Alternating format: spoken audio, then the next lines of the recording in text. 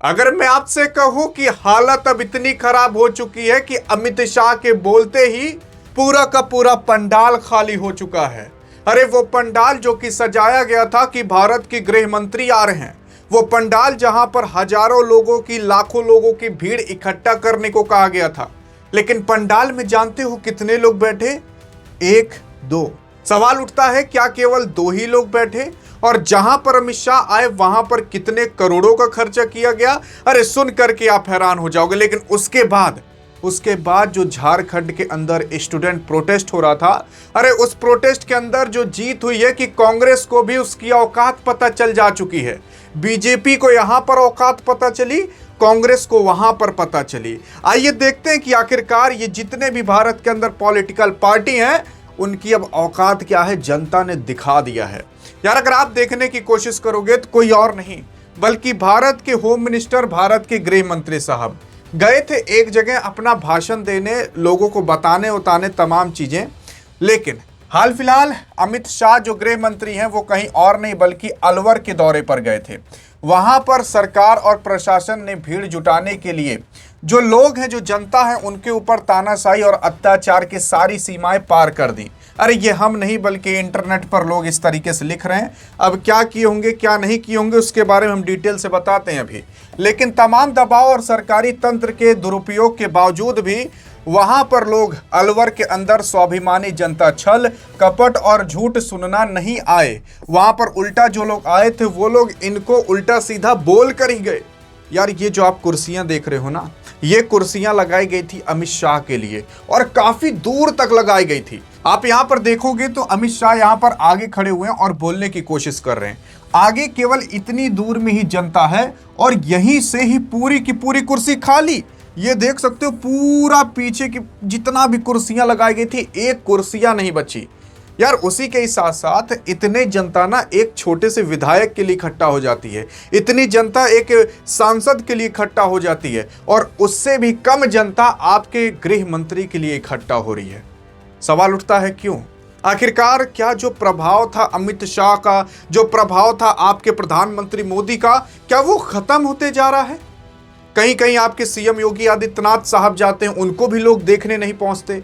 और सुनिए तो सही, यहां पर जो लोग पहुंचे भी देखने को ना, कुछ औरतें आकर कह रही हैं कि हमारे साथ धोखाधड़ी हुआ। हमें यह कह करके यहां पर लाया गया कि चलो वहां पर मीटिंग होगी और मीटिंग के नाम पर अमित शाह का भाषण सुनने को लाया गया। और यहां पर जब हमें लाया भी गया तो हमें जो खाना दिया गया उतना खराब था, इतना खराब था कि हमने खाया ही नहीं। और कुछ को तो वो खराब खाना तक नहीं मिला। मतलब व्यवस्था भी ठीक से नहीं की गई थी। और कहा जा रहा है कि यहाँ पर 50 करोड़ रुपए से भी ज्यादा खर्च किया गया। अब भैया यार क्या खर्च किया गया होगा क्या नहीं, ऐसा सोशल मीडिया पर लोग बता रहे हैं, लेकिन व्यवस्था क्या की गई आप देख लो यार, खाना भी ढंग से नहीं मिल पाया। अब मैं आपको बताता हूँ कि भीड़ इकट्ठा की कैसे जाती है। यह भीड़ इकट्ठा की जाती है जो गाँव छोटे बड़े गाँव के प्रधान लोग रहते हैं ना, उनसे कहवाया जाता है कि अमित शाह आ रहे हैं। वहां से 50-50 किलोमीटर दूर तक जितने भी गांव होंगे, जितने भी विधायक और सांसद होंगे, उनसे कह दिया जाएगा कि आप एक काम करिए, जो गांव है और उन गांव के अंदर जो प्रधान लोग हैं, उन प्रधान लोगों को कह दो कि अपने गांव से कम 1000 लोगों को लाएं, 500 लोगों को लाएं। और अगर एक गांव से 500 लोग भी जा रहे हैं और अगर आप ऐसे 30 गांव को भी कह दिए, तब आप गुणा करके बताइएगा कि 500 × 30 कितना होगा। अरे कई हजारों में पहुंच जाएगा। अगर आपने कमेंट में बता दिया कि कितनी जनता हो जाएगी तो आपके कमेंट को हार्ट भी दे दिया जाएगा, पिन भी कर दिया जाएगा। लेकिन सोच कर देखिए, वहां पर जनता ही नहीं पहुंची। और यह भी कहा गया था कि हमें मीटिंग के बहाने लाया जा रहा है, तब भी लोग नहीं गए। मतलब अगर अमित शाह कहकर लोग लाए होते तो क्या पता और कम लोग आते। ये हाल है। ये मैं बेइज्जती नहीं कर रहा, मैं बस ये बताना चाहता हूं कि जो पहले इन लोगों का रहता था दबदबा ना, वो दबदबा थोड़ा कम होते हुए दिखाई दे रहा है। अब क्या गलतियां ऐसी कर रहे हैं, क्या नहीं गलती कर रहे, वो गलती केवल एक थी, जो स्टूडेंट प्रोटेस्ट दिल्ली में कराया गया, उनके ऊपर जो लाठीचार्ज हुई और फिर उसके बाद जो बीजेपी का डाउनफॉल आया है, वो काफी तगड़ा आ चुका है।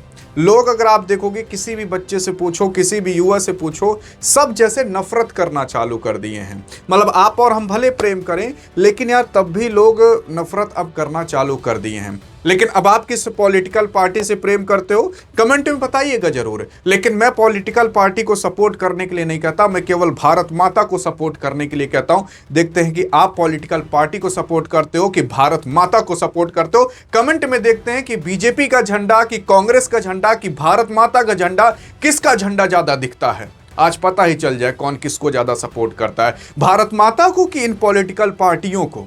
लेकिन उसके बाद चलो ये तो हो गई बीजेपी की बात कि बीजेपी का डाउनफॉल चालू हो गया, धर्मेंद्र प्रधान का इस्तीफा हो गया, उन लोगों ने लाठी चला दी। अब कुछ लोग कहेंगे कि अरे लाठी इसलिए चलाई गई थी क्योंकि कुछ बांग्लादेशी उसमें शामिल हो गए थे, कुछ पाकिस्तानी शामिल हो गए थे। मैं उसकी बात नहीं कर रहा क्योंकि मैंने आपको तो पहले ही बता दिया था कि ये प्रोटेस्ट किस लिए हो रहा है, कौन करा रहा है, कैसे करा रहा है, पैसा कहाँ से आ सकता है, ये सारी चीज़ें मैंने आपको पहले बता दी थी। मैं बस ये बताना चाहता हूँ कि एट द एंड इफेक्ट किस पे पड़ा, तो बीजेपी का डाउनफॉल चालू हो गया। और आपके प्रधानमंत्री मोदी जी सोच रहे थे कि हम बच्चों से कैसे भी करके कनेक्शन बना ले, लेकिन वो बना नहीं पा रहे ठीक से। बहुत सारी रील बनाकर ट्राई किए, मिलियंस ऑफ व्यूज आए, हंड्रेड्स मिलियंस ऑफ व्यूज आए, लेकिन वो इफेक्ट अब जम नहीं पा रहा। और हाँ, और इतनी खराब परिस्थिति अगर हो जाती है इन लोगों की, बीजेपी वालों की, तो 2027 के अंदर 5 राज्यों के अंदर इलेक्शन है और सबसे बड़ा इलेक्शन तो उत्तर प्रदेश के अंदर है। और अगर वहां पर बीजेपी फिसली तो फिर कभी रुकेगी नहीं, फिसलते चली जाएगी। लेकिन आगे देखने की कोशिश करें तो यार, अगर आप ये सुन रहे होंगे कि झारखंड के अंदर प्रोटेस्ट हो रहा है, मैं अगर आपसे केवल एक सवाल पूछूं कि ये प्रोटेस्ट हो क्यों रहा है, क्या आपको पता है? काफी लोग हैं जो झारखंड के प्रोटेस्ट के बारे में तो सुने, लेकिन उनको पता नहीं कि प्रोटेस्ट अभी हो रहा है कि नहीं, प्रोटेस्ट में क्या हुआ। जिस तरीके से दिल्ली के अंदर जंतर मंतर पर जो प्रोटेस्ट हुआ और वहां पर जितनी ज्यादा गूंज उठी और इंटरनेशनल मीडिया तक बात गई, बीबीसी न्यूज कवर किया, अल जजीरा कवर किया, अमेरिकन मीडियाज कवर की, लेकिन झारखंड के अंदर जो प्रोटेस्ट हुआ उसके बारे में कोई बात क्यों नहीं कर रहा, अभी आपको समझ में आएगा। और ये प्रोटेस्ट क्यों हो रहा है ये किसी को पता ही नहीं। कुछ लोग कहेंगे करे पेपर लीक को लेकर हो रहा, नहीं, पेपर लीक को लेकर तो वहां पर हुआ था, यहाँ पर नीट पेपर लीक को लेकर के नहीं हो रहा है, यहाँ पर कुछ और मामला है।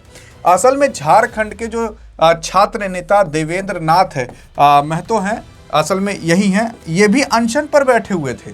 लेकिन क्या आप इनकी कभी तस्वीर देखे? लेकिन वही जब सोनम वांगचुक बैठे हुए थे अनशन पर तो उनको हमेशा धड़ाधड़ यूट्यूब वाले मतलब कवर कर रहे थे, लेकिन इनको नहीं कवर कर रहे क्योंकि ये बहुत ज़्यादा हैंडसम नहीं है, बहुत ज़्यादा इनका नाम नहीं है और ये बहुत उल्टा सीधा भी नहीं बोले, ये केवल अनशन कर रहे थे। हाल फिलहाल इन्होंने अनशन तोड़ दिया है क्योंकि झारखंड के अंदर कांग्रेस की सरकार है और कांग्रेस भी अब स्टूडेंट की बात मान ली है। कांग्रेस की भी औकात अब पता चल जा चुकी है कि भैया, चाहे बीजेपी हो, चाहे कांग्रेस हो, चाहे समाजवादी पार्टी हो, जनता से बड़ा और आपसे बड़ा कोई है नहीं। सच्चाई ये है। उसके बाद सुनिए तो सही क्या हुआ। यहाँ पर जो प्रोटेस्ट हो रहा था ना, ये प्रोटेस्ट हो रहा था JSSC CGL और JAAC जो पेपर होते हैं उसको लेकर के। अब आप सोच रहे हो कि क्या ये पेपर लीक हुआ? नहीं, असल में इसके अंदर इनरेगुलरिटीज पाई गई थी। ऐसा कहा जा रहा था कि कुछ लोग केवल 48 नंबर पाए लेकिन तब भी उनको टॉप रैंक पर रखा गया, कुछ लोग 70 नंबर पाए लेकिन तब भी उनको साफ कर दिया गया। कुछ ऐसे पेपर्स ओएमआर सीट लीक हुए थे जहां पर ये देखा गया कि भैया ये तो फेल है तब भी इसे पास कर दिया गया, और कुछ पास थे तब भी उन्हें फेल कर दिया गया। तो अब इसके पीछे किसका हाथ होगा? मतलब यहाँ तो पेपर ठीक से हो जा रहा है लेकिन पेपर के बाद धांधली की जा रही है, मतलब पैसे उसे दे करके और बाकी तमाम चीजें की जा रही होंगी। तो वही सब चीजें जब पकड़ी गई तो यहाँ पर भी प्रोटेस्ट चालू हुआ। कुछ लोगों को लगता है कि झारखंड, रांची, कुछ लोग कहते हैं कि बिहार में रांची है। तो मैं आपको एक बात बता देना चाहता हूं कि असल में ये है इंडिया का मैप और ये ऊपर है बिहार और नीचे है झारखंड। असल में सन 2000 के अंदर जो झारखंड था वो बिहार से टूट करके अलग हुआ और रांची जो था वो झारखंड के अंदर आ गया, और इस झारखंड के अंदर स्टूडेंट प्रोटेस्ट हो रहा था। 2000 के अंदर टूट करके अलग हुआ था बिहार से झारखंड, लेकिन 2000 में तो हुआ था, किस डेट को टूट करके अलग हुआ था? अगर वो कमेंट में बता दिए तो वहीं पर ही आपको तुरंत हार्ट दे दिया जाएगा। देखते हैं आप बता पाते हो कि नहीं। तो 2000 में जब झारखंड टूटकर अलग हुआ ना, तो 2000 से ही झारखंड में पेपर लीक होना चालू हो गए। मतलब जिस सन में ये झारखंड बना उसी ही सन से ये झारखंड में पेपर लीक होना चालू हो गए। कभी हिस्ट्री का पेपर लीक होता है तो कभी किसी का पेपर लीक होता है, कभी एसएससी का पेपर, कभी जेएसी का पेपर। तो मतलब तमाम पेपर इनरेगुलरिटीज पाई गई। तो यहाँ पर जो बच्चे थे ना, वो प्रोटेस्ट इसलिए कर रहे थे ताकि जो इनरेगुलरिटीज हैं, जो पेपर लीक हो रहे हैं और जो पेपर में व्यवस्थाएं ठीक से नहीं मिल रही, उसको सुधारा जाए।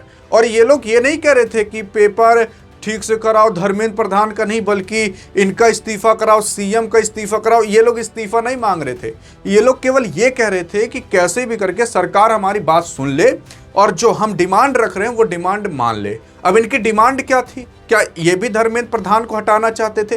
क्योंकि धर्मेंद्र प्रधान तो हट गए, अब किसको हटाएंगे? तो इन लोगों का सिंपल सा मांग ये था कि सरकार ये कह दे कि आज से पेपर नहीं, मतलब लीक नहीं होगा, धांधलेबाजी नहीं होगी। इन लोगों का मांग केवल यही था कि यार जो इनरेगुलरिटीज हैं वो ठीक कर दिया जाए, जो व्यवस्थाएं नहीं ठीक है उसको ठीक कर दिया जाए, और जो टेंडर केवल एक ही कंपनी को दिया जाता है वो ठीक कर दिया जाए। अब आप सोचते हो कि पेपर टेंडर कंपनी को, हाँ, जैसे कि मान लेते हैं कि एसएससी का पेपर कराना है तो सरकार जो होगी ना वो एक कंपनी को पकड़ेगी। मान लेते हैं टाटा की कंपनी को पकड़ ली, तो टाटा की कंपनी की जिम्मेदारी होगा कि आप पूरा पेपर अरेंज कराओ, उसमें जो पेपर, उसमें जो स्याही लगेगी, जितने टीचर, स्कूल लगेंगे, वो सब आप अरेंज कराओ। तो वो अरेंज कराते हैं, व्यवस्था कराते हैं और वो पेपर कराते हैं। और यहाँ पर जो पेपर कराया जाता है ऐसी कंपनियों को दिया जाता है जो कंपनी पहले से ही धांधलेबाजी की हुई है, सरकार उसी को ही टेंडर दे देती है। क्यों? क्योंकि सरकार को लगता है कि पेपर कराने में 300 करोड़ रुपए लगेंगे, लेकिन फॉर्म भरवाई, उसके बाद जाना, आवाई, ट्रांसपोर्टेशन और बाकी तमाम चीज़ों से सरकार 3000 करोड़ कमा लेगी, और उसी में से कंपनी को भी 10-15% जो कुछ भी मिलना रहेगा मिल जाएगा, तो कंपनी का भी प्रॉफिट। इस तरीके से किया जाता है पेपर। लेकिन यहाँ पर जो टाटा की कंपनी, पहले टीसीएस से पेपर कराया जाता था, तो वो लोग अच्छा खासा पैसा लेते थे, लेकिन अच्छे खासा पेपर कराते भी थे। पेपर लीक, धांधलेबाजी कुछ नहीं होती थी। आपको क्या लगता है कि टाटा की कंपनी से धांधलेबाजी हो जाएगी? कचर के लिए निकाल लेंगे उन्हें। तो इसी वजह से अब जब टाटा से पेपर कराया जाता था तब पेपर लीक नहीं होता था, लेकिन अभी टाटा की कंपनी नहीं बल्कि कुछ धांधलेबाजी वाली कंपनियों से पेपर टेंडर ले लिया जाता है और उनसे करा दिया जाता है। इस वजह से पेपर में इनरेगुलरिटीज देखी जाती हैं। तो झारखंड में इसलिए प्रोटेस्ट हो रहा था। सरकार का ही मंत्री आता है, क्योंकि राहुल गांधी कहते हैं कि हे सीएम, अब आप बताइएगा सीएम कौन है झारखंड का। हे सीएम सुन, एक लेटर दे रहे हैं, तुरंत के तुरंत प्रोटेस्ट बंद करवाओ। अब यहाँ पर भी लाठीचार्ज हुई थी, वाटर कैनन चले थे, यहाँ पर भी तार लगा था, इसके बारे में लेकिन कोई चर्चा नहीं किया, हम ही चर्चा किए थे। यहाँ पर अगर आप देखने की कोशिश करोगे तो अनशन यहाँ पर तोड़ दिया गया है। सरकार की तरफ से एक मंत्री आया था जिसका नाम इरफान अंसारी था। अनशन तोड़ने के लिए जो देवेंद्र महतो साहब थे, यही है देवेंद्र महतो साहब, उन्होंने बात की मंत्री से और बाकी तमाम चीज़ें हुई। तो मतलब यहाँ पर भी कांग्रेस को औकात पता चल जा चुकी है। देखो भैया, बीजेपी नहीं, तुम भी धरे जाओगे अगर गलत काम किए तो। लेकिन हाँ, सच्चाई ये है कि आखिरकार ये जो प्रोटेस्ट था इसका उतना ज़्यादा क्यों हाइप नहीं बना। उधर अभिजीत दीप के, उधर आप देखोगे सोनम वांगचुक, इन लोगों का काफ़ी ज़्यादा हाईलाइट हुआ। झारखंड वाला किसी को पता ही नहीं, क्योंकि झारखंड वाले ने पहले कोड ऑफ कंडक्ट ला दिया था। उन्होंने कह दिया था भैया हमारे मन से किसी भी प्रकार की राजनीतिक और धार्मिक कोई भी बातें नहीं की जाएंगी। और आप झारखंड में जाकर देखोगे ना तो कोई बीजेपी कांग्रेस का झंडा लेकर के नहीं दौड़ रहा है, भारत माता का झंडा लेकर दौड़ रहा है, इंडिया का झंडा लेकर दौड़ रहा है, हिंदुस्तान का झंडा लेकर दौड़ रहा है। यहाँ पर कोड ऑफ कंडक्ट में यह भी लिखा गया था कि आंदोलन के मूल जो उद्देश्य हैं केवल उसी पर ही बात की जाएगी। ये नहीं कहा जाएगा कि धर्मेंद्र प्रधान को हटाओ, प्रधानमंत्री मोदी को हटाओ। क्या चीज़ गलत है? पेपर गलत है, पेपर ठीक से नहीं हो रहा, पेपर में धांधलेबाजी हो रही है, ये ठीक करो, सरकार ये बात मानो। और जो अभी जेएसी का पेपर कराया गया था उसे कैंसिल किया जाए, क्योंकि उसमें ऐसे बच्चे पास थे जो पास होने की औकात नहीं रखते थे, और ऐसे बच्चे फेल थे जिन्होंने अपने आप को खूब रगड़ा था, लेकिन पैसा और घूस की वजह से उनको फेल कर दिया गया। क्योंकि पैसा घूस किसी और ने दिया, वो पास हो गया, जिसने पैसा घूस नहीं दिया वो फेल हो गया। तो इसलिए पेपर को कैंसिल करने की बात उठाई गई थी और इसी पर ही बात चल रही थी, और पेपर कैंसिल भी हुआ। वहां पर भी स्टूडेंट की जीत हुई। फिर तीसरा इन लोगों का नियम था कि हमारी लड़ाई व्यवस्था में सुधार की है, किसी भी व्यक्ति को यहां पर टारगेट नहीं किया जाएगा। जैसे कि आप देखोगे सीजेपी पार्टी के अंदर एक आदमी आता है, कहता है कि सीता के पति मतलब राम भगवान को ऐसे कहता है। यहां पर ऐसी बात नहीं हुई थी, यहां पर केवल मेन मुद्दे पर बातें हुई थी और यही सब कारण था जिसकी वजह से हाईलाइट नहीं हुआ, क्योंकि इनको प्रोटेस्ट करना नहीं आता था। क्योंकि प्रोटेस्ट में आप जितनी उल्टी सीधी बातें बोलोगे उतना ही हाईलाइट होगे। ये लोग सीधे साधे बच्चे थे ना, तब भी इनके ऊपर लाठी चली थी, तब भी इनके ऊपर वाटर कैनन चले थे, तब भी तार लगे थे लोहे वाले। तो ऐसा मत सोचे करिए खाली बीजेपी ही गलत है। अरे अगर कांग्रेस ही सही होती ना तो आज भारत पता नहीं कहां पहुंच चुका होता, 70 साल उनको भी मिले थे करने को। और अगर बीजेपी ही सही होती तो आज भी भारत पता नहीं कहां चला गया होता, इनको भी 12-14 साल हो चुके हैं और अभी 15 साल तक रहेंगे। और उसी के साथ साथ अगर आप सोचते हो करे भारत तो अभी 70-80 साल पहले आज़ाद हुआ था, अमेरिका तो 200 साल पहले आज़ाद हुआ था। चाइना जानते हो भारत के आज़ाद होने के बाद 2 साल बाद आज़ाद हुआ था 1949 में। आज चाइना कहाँ है और भारत देखिए कहाँ पर है। भारत भी बहुत आगे पहुंचा, लेकिन चाइना भारत से कहाँ तक पहुंच गया आप खुद जाकर देख सकते हो। वो 20 ट्रिलियन पर है, हम 5 ट्रिलियन नहीं टांग पा रहे। फिर उसके बाद सुनिए तो सही, यहाँ पर अपशब्द भी इस्तेमाल करने को मना किया गया था और ये लोग कह दिए थे कि अगर ये सारी कोई काम कर रहा है तो वो हमारे या वो स्टूडेंट नहीं है। और इसी सब चीज़ों के लिए ये ज़्यादा हाईलाइट नहीं हुआ, क्योंकि यहाँ पर गाली गलौज नहीं हुई, यहाँ पर किसी को टारगेट नहीं किया गया, यहाँ पर सीता के पति का नाम नहीं लिया गया, राम भगवान का नाम नहीं लिया गया। और वहाँ पर आप देखिए क्या क्या हुआ था। तो आई थिंक अब आपको इस पूरे प्रोटेस्ट के बारे में और किस तरीके से बीजेपी का डाउनफॉल चालू हो रहा है, लोग किस तरीके से अमित शाह को नहीं देखने आ रहे, आपको सारी जानकारियाँ पता चली होंगी। लेकिन हाँ, अगर आप चाहते हो कि ऐसी जानकारी और मिले तो इस वीडियो में मिलते हैं। तो तब तक के लिए जय हिंद, जय भारत।